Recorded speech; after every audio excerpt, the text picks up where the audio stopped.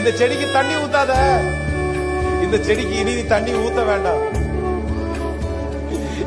ஏன்னு கேட்டா, இல்ல இந்த செடி தான் பட்டு போச்சு, இல்ல இந்த செடி திரும்பி வளரவே வளராது. அது எப்படி வளரும்? பட்டு போனது எப்படி வளரும்? ஆனா ஒரே ஒருத்தர் மட்டும் நீங்க வந்து தண்ணி ஊத்துனீங்க. உங்களை பார்த்து நிறைய பேர் கேக்குறாங்க, இத பட்டு போறதாச்சே, இதுக்கு ஏன் தண்ணி ஊத்துறீங்க?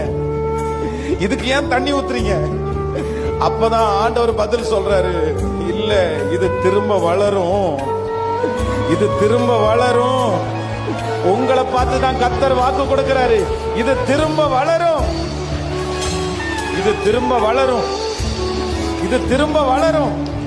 இது திரும்ப வளர்றது மட்டும் இல்ல, இது இந்த எல்லா காற்றுல இருக்கிற எல்லா மரத்தை விட பெரிய மரமா வளரும்.